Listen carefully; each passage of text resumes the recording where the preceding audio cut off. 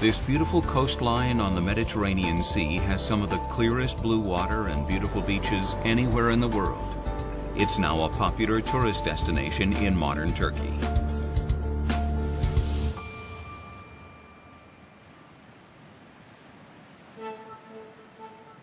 In this program, historian and expert on this region, Dr. Mark Wilson, leads us on a journey to discover the truth about the man we call Santa Claus. We're on a quest to follow the trail of one of the most important people in history.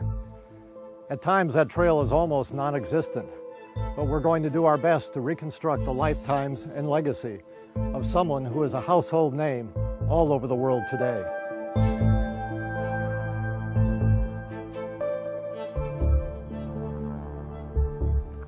When I say the name St. Nicholas, I'm sure it triggers various images in your mind. Your image largely depends on what you've been taught or where you grew up. Our endeavor in this journey is to help you discover the real St. Nicholas, Nicholas of Mira. The American Santa Claus clearly derives from St. Nicholas, but the differences between those two are important. Nicholas, we should never forget, was a real historical person, whereas Santa Claus is the creation of family tradition and the holiday spirit. Our journey begins in Patara, one of my favorite ancient cities in Turkey. Patara was the primary port of the Roman province of Lycia. Today its harbor is silted and a beach blocks its entrance. But in the 1st century, the Apostle Paul landed here on his 3rd missionary journey. And that's very important to our story, which I'll explain later. The region of Lycia was in southwestern Asia Minor. Patara was once the capital of the Lycian nation, but fell to Alexander the Great in 333 BC. Then, in 167 BC, Lycia came under Roman rule. Ports in this region of ancient Lycia were major trade routes for the Greeks and Romans. The Emperor Hadrian built large granaries here to house wheat that was transported all the way from Egypt to Rome. But interestingly, the Romans granted the city its freedom, probably because they recognized its sophisticated manner of democratic government. One of the visual reminders of the Lycian civilization today are the tombs. Can you tell us about this interesting people? Yes, it's all around us actually, and we see them all the time, not only the rock-cut tombs, but also freestanding ones. And it's very interesting that some of the epigraphy on these tombs has been read, and it says, if anybody who is not of this family uses these tombs, may they be cursed forever. So we know that they also believed in life after death, definitely. And the freestanding tombs are built exactly like a house made of logs. And still today in the mountains, we have small wooden structures like this where they keep the hay, which are exactly like these tombs.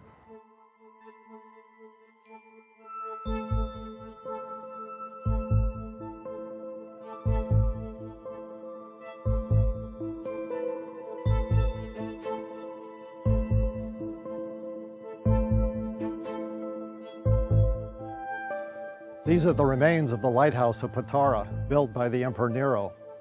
Until recently, it was buried in the sand, but as you can see, it's now been completely excavated. Archaeologists believe that its height was 100 feet tall and that it was built in AD 64, a few years after the Apostle Paul landed here. Today, it serves as an iconic reminder of the importance of this forgotten city.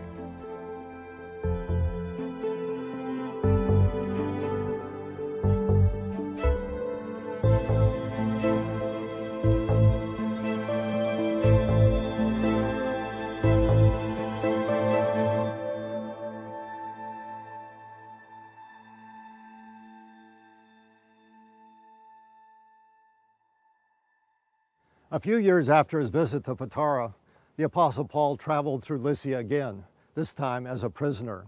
Here at Andriake, the port of Mira, his Roman guard transferred him to an Alexandrian grain ship bound for Rome. It was this same vessel that was shipwrecked off the coast of Malta. Threatened by the growth of Christianity, the Emperor Nero began a period of great persecution of Christians, and in AD 65, Peter and Paul were executed in Rome. At several different points, there was a major persecution under Nero in the 60s, under Domitian in the 90s, and then there were several other major ones as well. The effort to crush Christianity was carried out by emperor after emperor. Persecution began under Decius around 250, when Themistocles, the bishop of Mira, was martyred. Another persecution initiated by Valerian 8 years later resulted in the deaths of Perigorius and Leo of Patara. During periods of persecution, Christians responded in a variety of different ways. Of course, some of them remained very faithful. They actively witnessed to Christ in spite of the persecution. In fact, some of them even courted martyrdom by trying to be sought out by the authorities. Well, what crime caused the deaths of these men? Simply, they refused to make public sacrifice to the Roman deities. It was around AD 260, into this small, besieged Christian community, that Nicholas was born.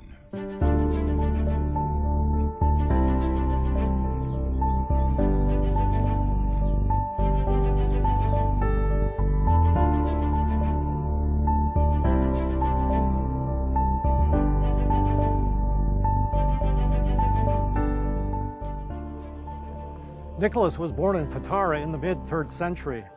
However, the exact date and year of his birth are not known. But he certainly was born into a vibrant Greek community. In fact, his name in the Greek language has a profound meaning: victory of the people. Ahead, we'll see just how Nicholas lived up to that name.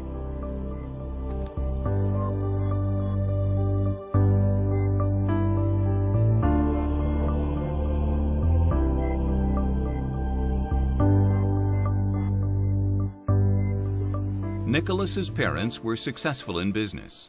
They were wealthy and probably traded with merchants passing through this prosperous city. His family had embraced Christianity. No doubt Nicholas grew up learning about the Apostle Paul's visits here. Perhaps Paul or some of his followers were even responsible for the first Christian converts in this area. And now, young Nicholas was a part of that growing movement, the church. But how can we know anything about St. Nicholas?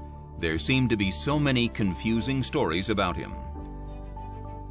The puzzle regarding Nicholas began in the 9th or 10th century when an author mistakenly, or perhaps deliberately, combined stories about two bishops called Nicholas who lived 200 years apart. St. Nicholas, who eventually became known as Nicholas of Mira, was often confused with Nicholas of Scion because there were similarities to their stories. The man who spent years sorting this out lives in Italy. The St. Nicholas Study Center in Bari, Italy was founded in 1990 by Dr. Gerardo Ciaffari.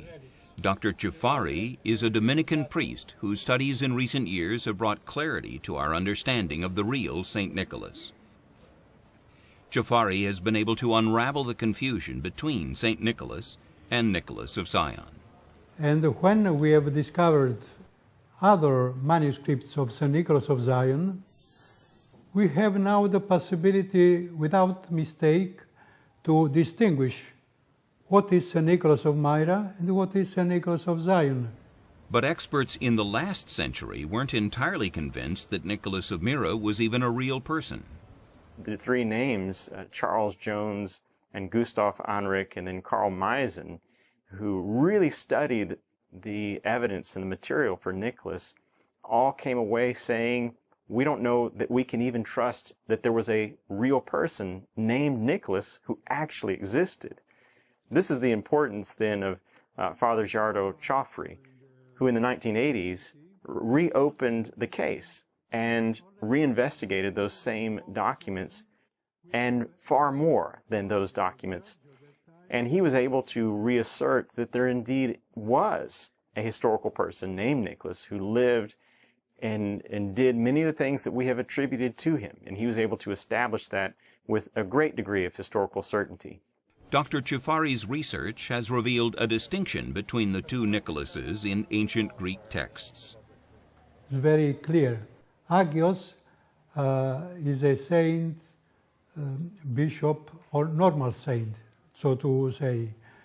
Osios is a saint for monks.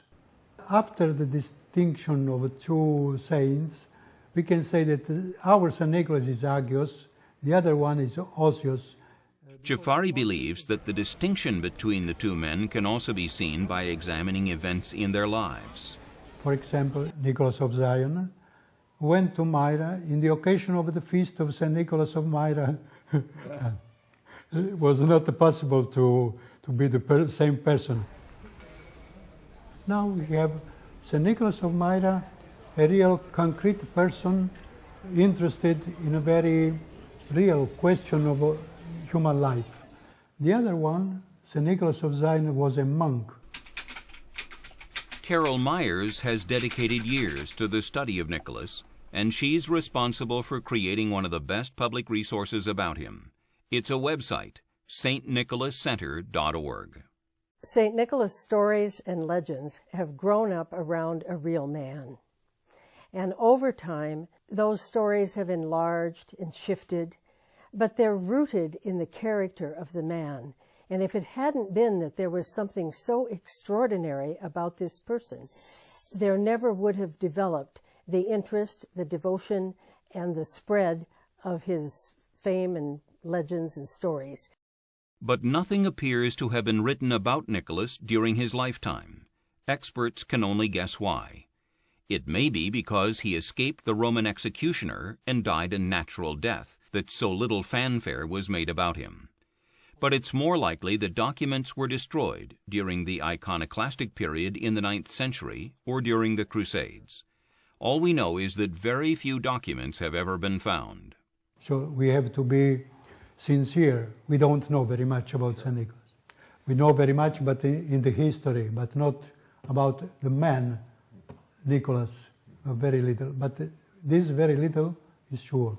Dr. Jafari's research has formed a more accurate picture of Nicholas's life. For example, in Russia it's very difficult. After my conferences in Moscow and Kiev, they've started to write new lives, taking away Nicholas of Zion.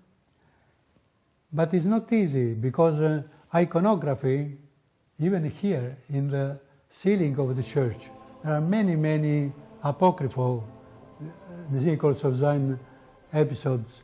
So there is a real existential problem between iconography that we have to take away all many of these episodes. Jafari says we need to look at all the evidence with a critical eye. While some details come from factual sources, other facts with historical value were handed down by oral tradition, and some writers obviously took great license and embellished the truth. In the life that we know now, we have to distinguish the true episodes of the Praxis Stratilatis and the other.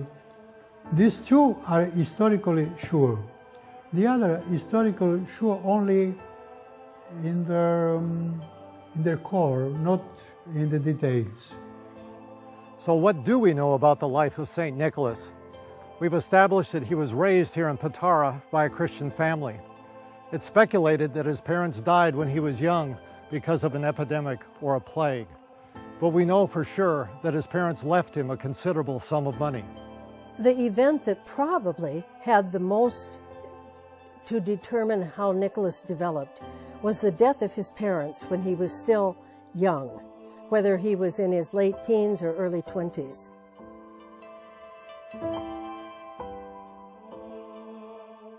If you've ever heard of Santa Claus, you'll probably recognize the next part of this story. You have to picture Nicholas as a young man, not yet a bishop, not yet a priest. He was looking for purpose in his life and for meaning and something to do with his life when he heard the story of a man in the city of Patara who had recently lost everything. He was financially ruined. He had 3 daughters, and they were of marriageable age. But in that time and that part of the world, if you didn't have money for a dowry, the payment that a woman would have to bring into a marriage, you could not be married. And so these 3 daughters couldn't marry. And without any means of providing for his daughters, the father struggled with the idea of sending them into prostitution. Nicholas decided to intervene. He didn't want to be known or specially called out for his acts of generosity. So in the middle of the night, he slipped out under cover of darkness, and he threw a bag of gold coins through the window into the house. It was found in the morning. The money was used as a dowry so that one of the girls might be able to marry out of their condition of poverty. When Nicholas saw how the money was used and how grateful the family was for that act of generosity, he decided to return. Nicholas repeated the action 2 more times so the other daughters could also be married. But the last time, the father had hidden in wait to discover who the benefactor was that was helping his family. And when he heard the bag bang against the floor, he sprung up, ran out, and grabbed hold of this anonymous gift giver and spun him around. And Nicholas said, "Don't tell anyone, because I don't want people to know." The father agreed, although clearly he did not keep it secret for long, because we have come to know this story as well. Okay, let's stop right there. You're probably wondering, wasn't the money thrown down a chimney and landed in a stocking or a shoe? In Nicholas' time, houses did not have chimneys, and so the only way that Nicholas could toss the gold into the house was through the window.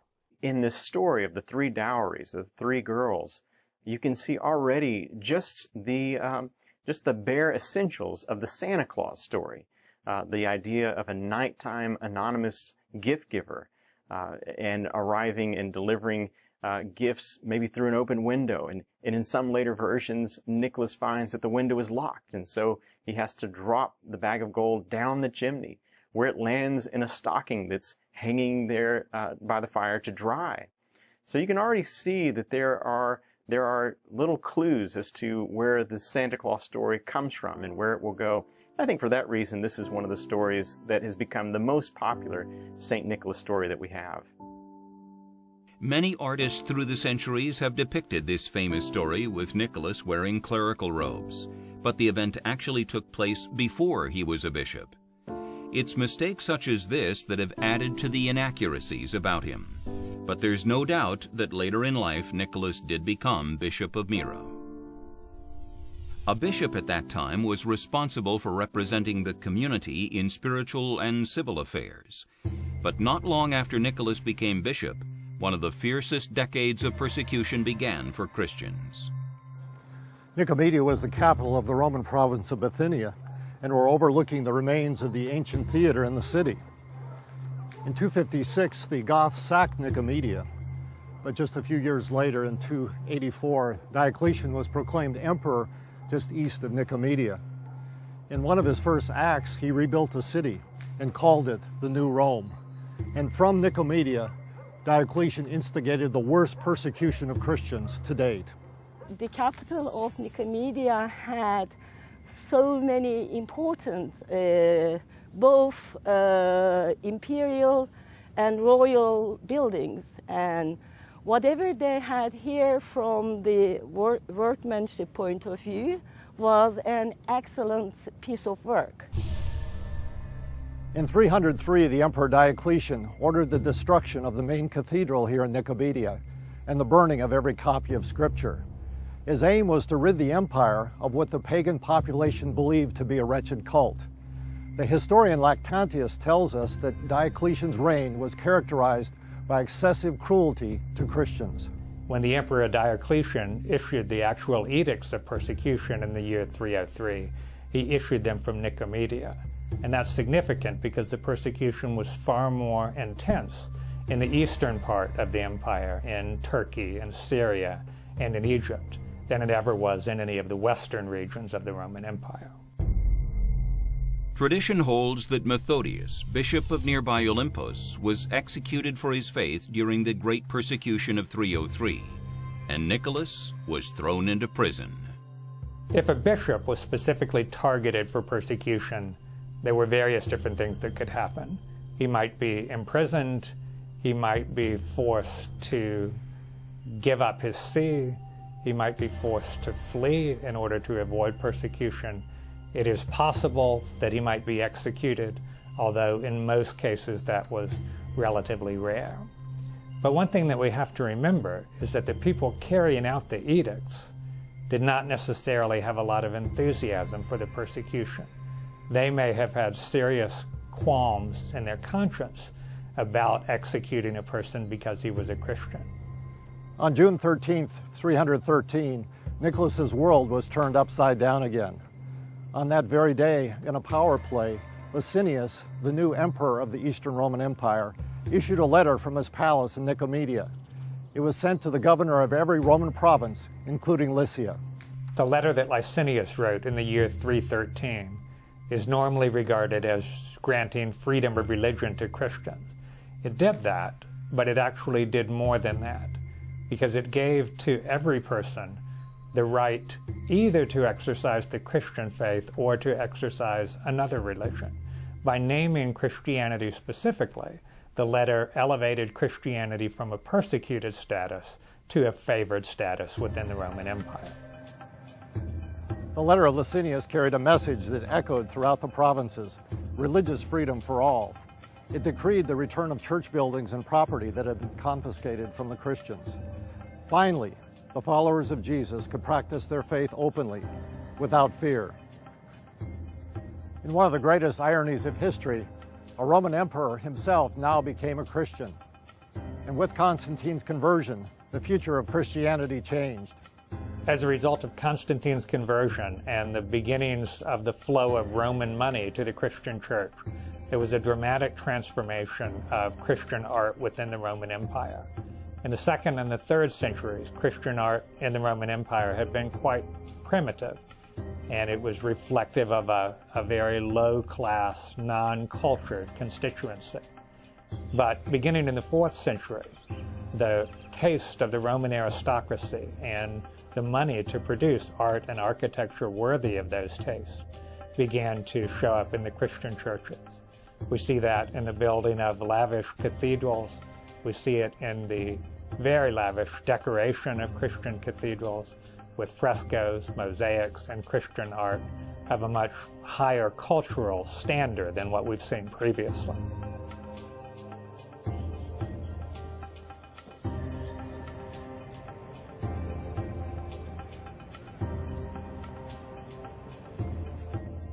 Under Constantine, an era of church growth began, and the use of buildings for worship expanded quickly. Now, for the first time, Christian leaders had the luxury and the leisure to study and to write extensively. It's hard to write commentaries and theological treatises when you're running for your life from the authorities. But now that Christianity was protected, it led to a great golden age of Christian literature, and many would argue that the 4th and the 5th centuries were the greatest age of theological literature and scholarship in the entire history of the Christian church. In the midst of it all, bishops became men of influence. Nicholas embraced the opportunity and used his position to combat injustice. One such episode is told in part by Eustratius of Constantinople in AD 583. He tells the story of 3 innocent citizens of Mira who were condemned to death. The story of the 3 dowries is certainly the most well-known story today. But the oldest story about Nicholas is actually called the Praxis de Stratolates. It's the story of the military officers. It came into circulation in the early 500s. It's the first story known to the Latin-speaking audience. It's the story that appears on many murals and frescoes in churches, but it's a story not well known today at all.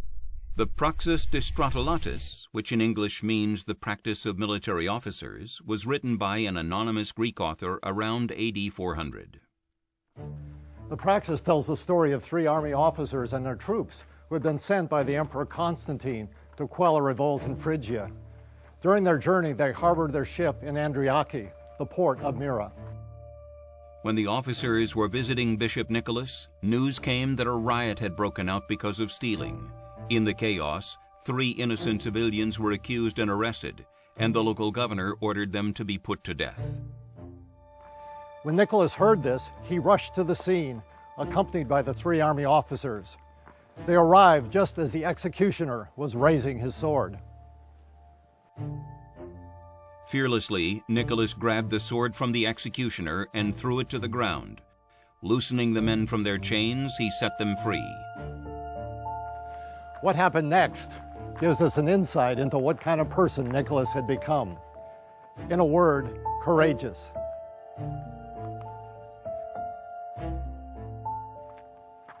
Rushing to the praetorium, Nicholas flung open the door and confronted the governor. Hearing what had happened, the governor tried to placate the holy man. But Nicholas didn't hold back, saying, "Sacrilegious bloodshedder, how dare you confront me? You've been caught in so many evil acts. I'll not spare or forgive you, but will let the mighty Emperor Constantine know how serious are your sins that have been discovered, and in what fashion you administer your princely prefecture."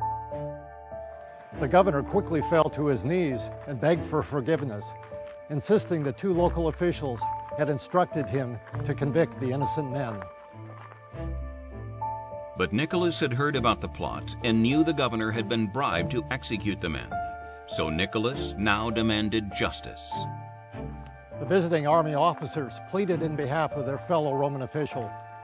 Finally, Nicholas granted him pardon, providing that all charges against the innocent men were dropped.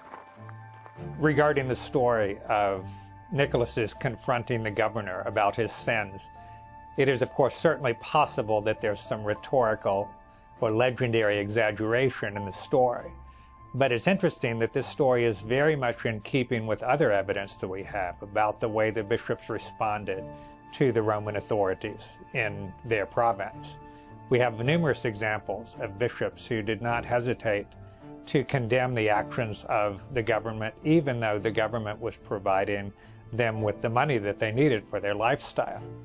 Of course, not all of the bishops were bold enough to do this, but we have enough examples of bishops who did do this that there's nothing inherently incredible about the story we have of Nicholas confronting the provincial governor. Ironically, months later, the same 3 army officers were falsely accused in a plot against the emperor. However, according to the author of the Praxis de Stratolatus, Nicholas appeared in dreams to both the accuser and Constantine, warning them of severe consequences if the officers weren't released. You can imagine that this was received by the Emperor Constantine with either great fury or fear. He had the officers brought before him to explain the phenomenon. After describing what they had witnessed in Mira, the officers told Constantine that they had prayed to Nicholas for help. Hearing this, Constantine ordered the soldiers to return to Mira bearing gifts and to thank Nicholas for their release. According to Dr. Chafari, the detail in which the Praxis de Stratolatus is written makes it an invaluable historical document. We cannot write a real life of St. Nicholas because the only episode that I believe really historical rooted is the Praxis de Stratolatus. The Praxis de Stratolatus is the oldest fragment that tells us about Nicholas. And it was written about AD 400, and so that is really quite close to Nicholas' time. And it would have been part of a larger life of St. Nicholas. And unfortunately, that life didn't survive, but surely the writers who wrote later probably had access to that life. Today I'm standing in the Church of the Hagia Sophia in downtown Iznik. In this well-preserved basilica, the 7th Ecumenical Council took place in 787. As the church began to grow in the 4th century, a theological dispute arose about the divinity of Christ. There was a presbyter in Alexandria by the name of Arius who began to teach that Jesus was not an eternal being, and there was a time when Christ was not. The Son was therefore a created being and thus not equal to the Father. To settle this dispute, Constantine summoned all the bishops to his summer palace. When Constantine called the bishops together at the Council of Nicaea in 325, the decision ahead of them was crucial to the future of the Christian church because it had to do with the question of whether the church would worship a son who was unequal to the Father or fully equal to the Father, and therefore whether we would worship a trinity of equal persons or an unequal trinity. Through this gate, Nicholas would have entered the city of Nicaea, the modern city of Iznik in Turkey today. There's been much historical debate whether Nicholas actually attended this council.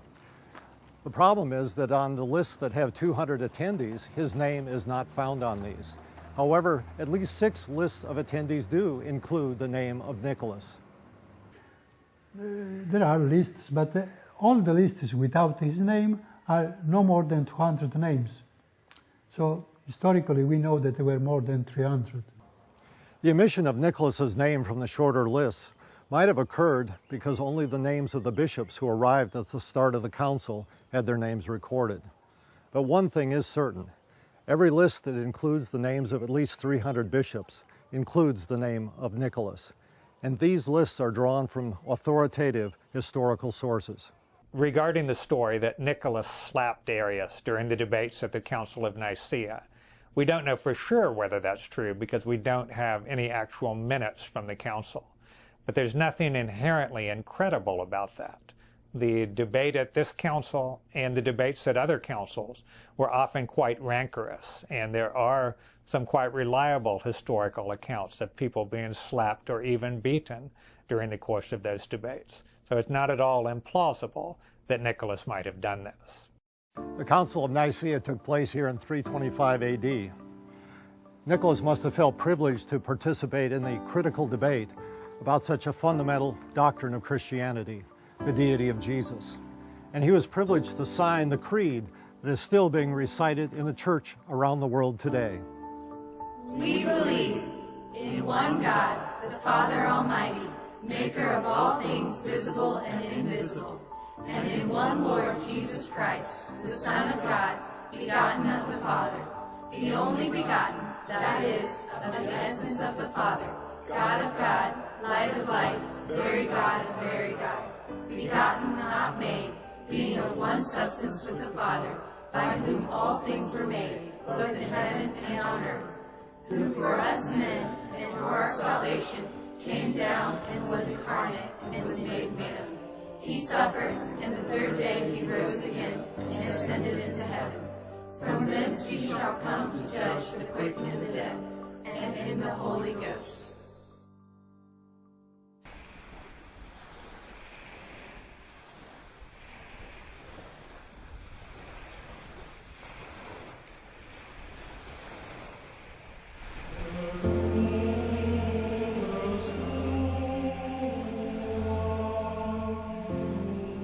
Nicholas would have been in his 60s when he attended the Council of Nicaea.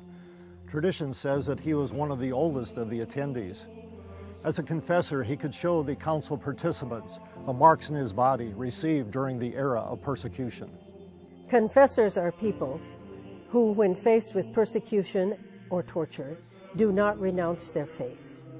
Nicholas was imprisoned in the time of Diocletian and did not renounce his faith, and so he is regarded as a confessor. Most people who were named saints in the years of the early church, it was because they were martyrs to their faith and had been killed. Nicholas was regarded as a saint because of the quality of his life rather than the way he died, and that makes him an exceptional saint coming out of that era. Not much remains today of Constantine's palace on Lake Iznik. The water level is much higher than it was in the 4th century. We have just a few stones remaining of the foundation of the palace, but recently archaeologists have found the remains of a church underwater nearby.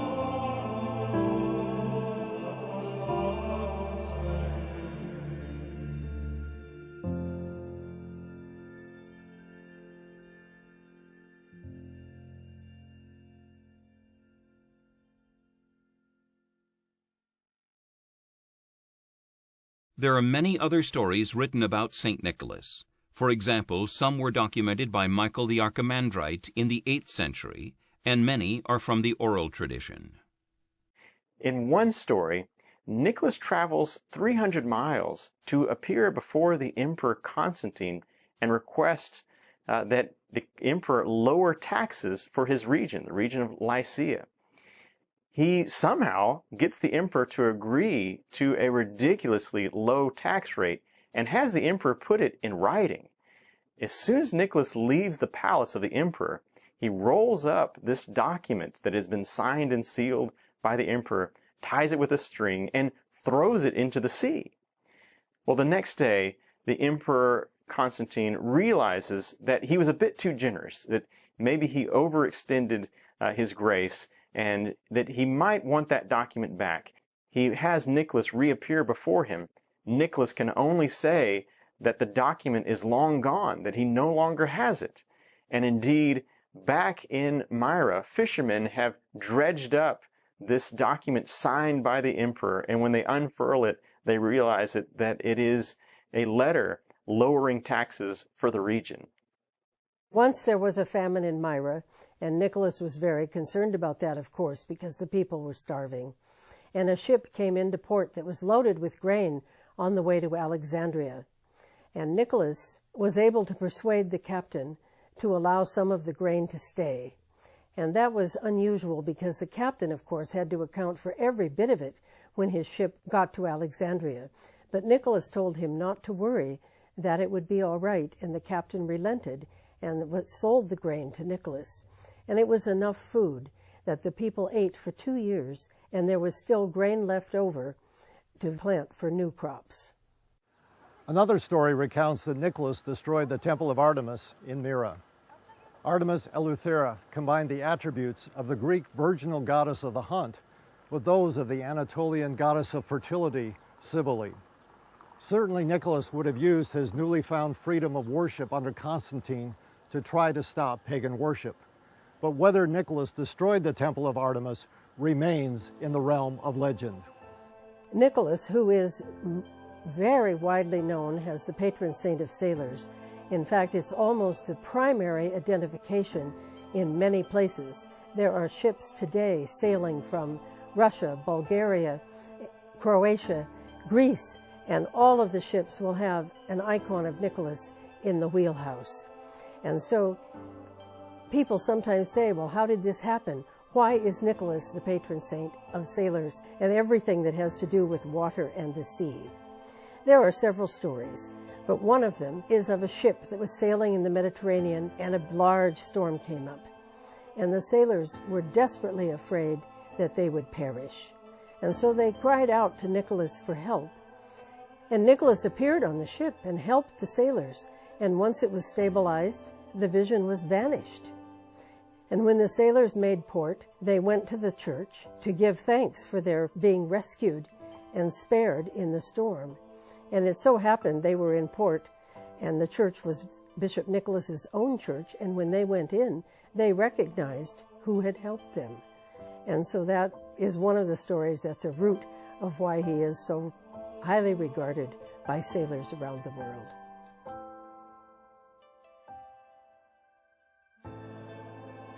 There can be no doubt that the life and pastoral care of Nicholas had a transforming effect on the local population. His dynamic personality, boldness, and deep commitment to Christ made him a legend even in his own day. The fragments of fact that we have pieced together depict a man committed to justice and mercy, a real father of his people.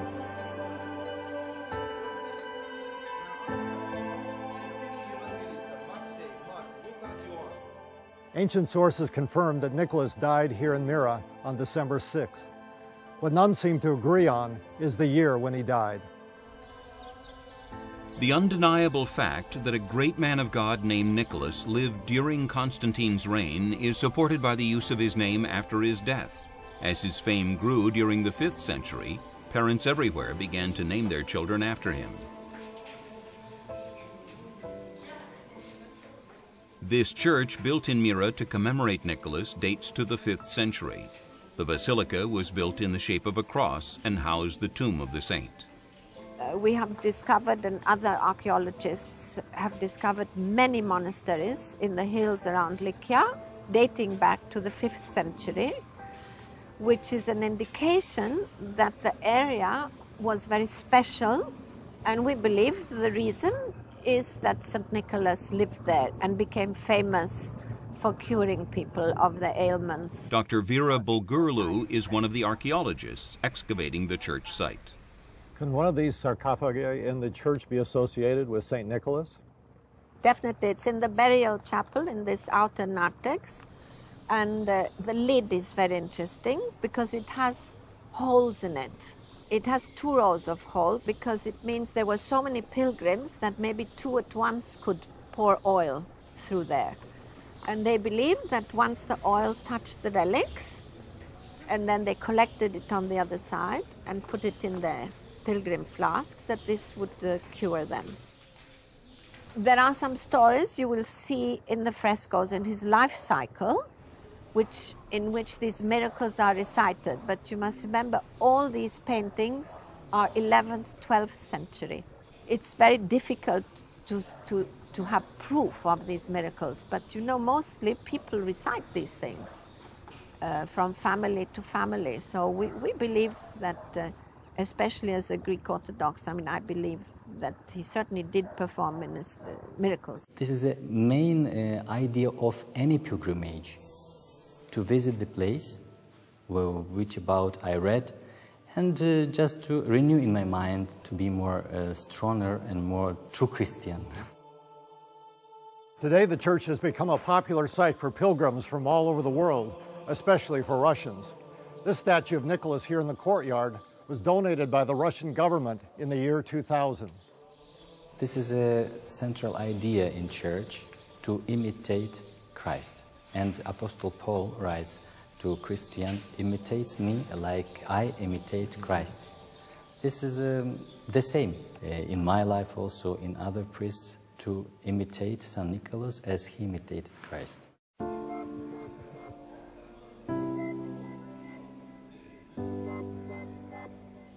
Just as Nicholas's life was full of drama, events after his death were equally sensational.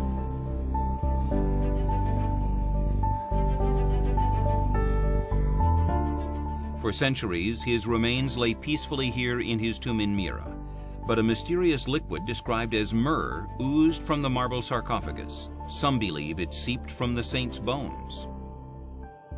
And it's this point that takes us back to Italy. You see, the city of Bari had a problem. During the Norman conquest, the city lost its role as the capital of the Byzantine province of southern Italy. At the time, cities that had the relics of saints not only received a spiritual blessing, but also became pilgrimage centers, which led to economic prosperity. Inspired by the Venetians with their Saint Mark and other Italian cities famous for their saints, the citizens of Bari proposed to find the relics of a saint for their city. And who better than Nicholas? It just so happened that Barian merchants frequently passed Mira when they brought goods back from the east. In 1087, Barian merchants moored in the port of Andriache and dispatched 47 men disguised as pilgrims to the Church of St. Nicholas. In one of the most famous smash and grab stories in history, the men broke the tomb open and grabbed Nicholas's bones. Legend has it that to everyone's surprise, the relics were virtually floating in the liquid myrrh. His remains were rushed to the ship, and the vessel set sail before the monks could sound the alarm. On May 9, 1087, the ship carrying Nicholas's bones sailed into the harbor here in Bari.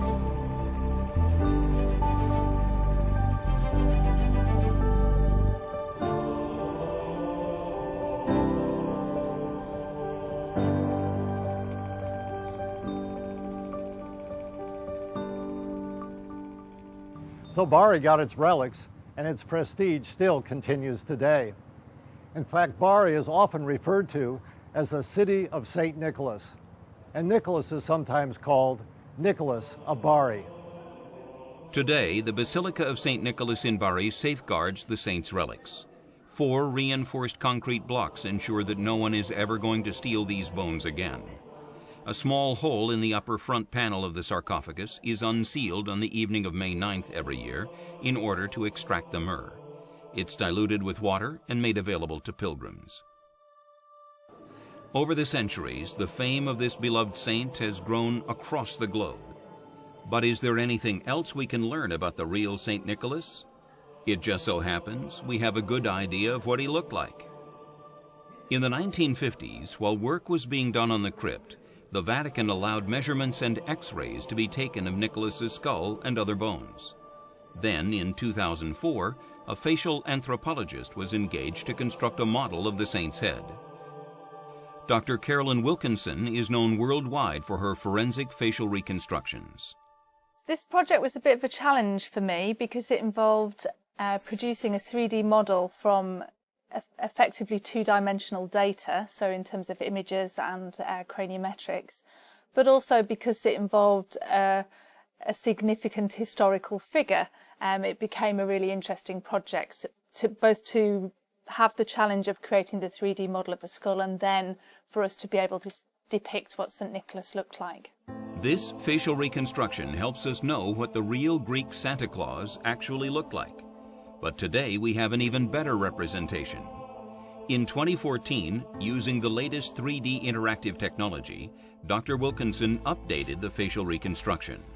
I think textured in a different way, what we've got now with our second depiction is basically the same face with some modern changes, but with a completely different texture system that's based on what we know about those people in that status from that period of time, from that part of the world. So the end result should be more reliable and less based on this Santa Claus image. The result is a man in his 60s with a long beard, round head, and square jaw. St. Nicholas also had a severely broken nose that healed asymmetrically. It may be that this happened during his time of persecution.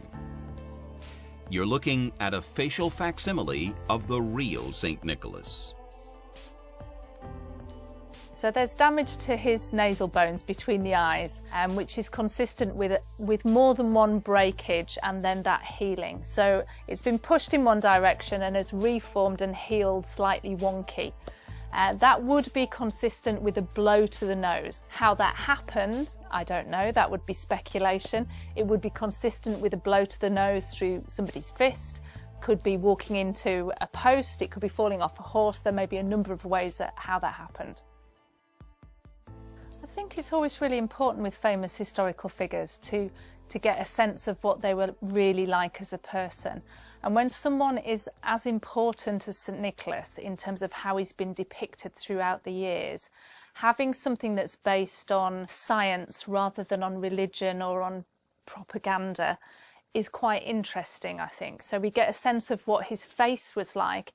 There's some speculation in relation to his facial hair, etc. But what we're getting is a sense of the real person rather than the stories that are associated with St. Nicholas.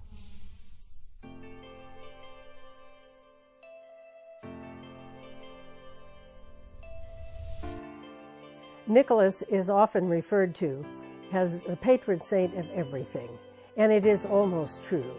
His primary patronages are children, of course, sailors, and innocents.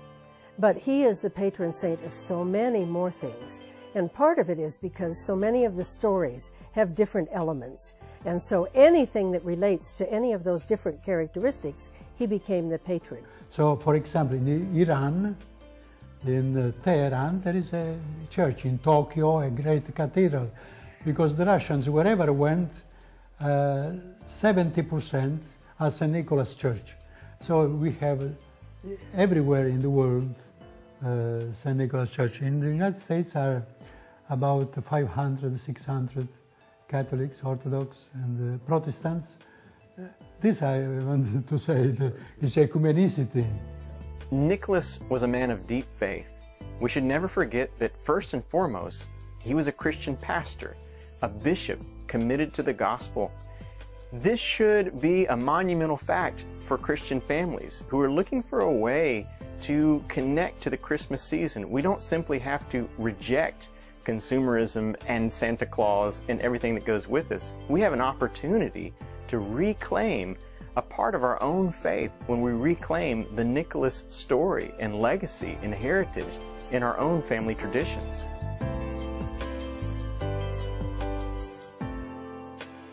As children everywhere eagerly await the coming of that mythical man on Christmas Eve, the real St. Nicholas has left us a legacy to treasure far more than just colorfully wrapped presents.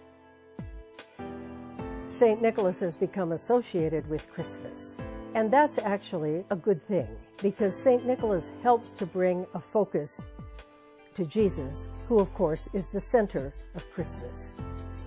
St. Nicholas does this by pointing beyond himself and to encouraging people to understand that it really is more about giving than about getting. It's more about compassion than consumption. It's more about need than greed. St. Nicholas helps people to focus on what is really the center of Christmas, because everything St. Nicholas did grew out of his faith. The legacy of Nicholas is his generosity. We have to keep going back to the story of the 3 dowries. Nicholas had no reason to get involved. He didn't know these people. He didn't owe them anything. And yet he decided to act. That should inspire us to get outside of our comfort zone, in our familiarity, to find those people in our community who really need help. And especially during the Christmas season, it's an appropriate time to look for those opportunities. Nicholas is often viewed as a jolly, sentimental figure, but history tells us otherwise. He was a bold, decisive man of faith who confronted the issues of his day. If he were alive now, he would be concerned with today's issues: hunger, human incarceration, trafficking, slavery, the abolition of the death penalty, even tax abuse. Now that's something to tell your children.